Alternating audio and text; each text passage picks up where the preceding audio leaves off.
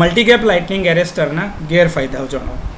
તો ઓપરેશન દરમિયાન એરેસ્ટર ઉપર હાઈ વોલ્ટેજ હોઈ શકે છે, જે એની સાથે કનેક્ટેડ સાધનોના ઇન્સ્યુલેશન ઉપર સ્ટ્રેસ એટલે કે ભાર મૂકે છે, એટલે એ સ્ટ્રેસ વધારે છે. તો એના કારણે જે કનેક્ટેડ ઇક્વિપમેન્ટ હોય એની અંદર નુકસાન થઈ શકે છે.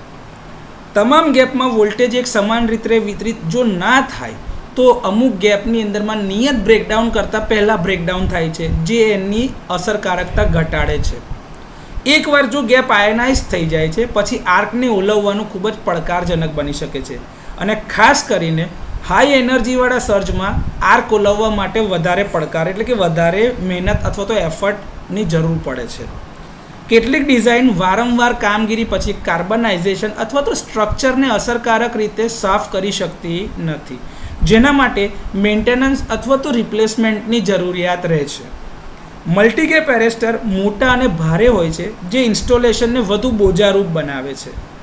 ભેજ, ધૂળ અને પ્રદૂષણ હવાના ગેપની અસરકારકતા એટલે કે જે તમારું લાઇટનિંગ એરેસ્ટરની જે સ્પાર્ક ગેપ જે તમે મૂક્યું હોય વચ્ચે જે એ ગેપની અસરકારકતા એટલે કે ઇફેક્ટિવનેસને અસર કરી શકે છે, એટલે એના પરફોર્મન્સ ઉપર એની આડઅસર થઈ શકે છે.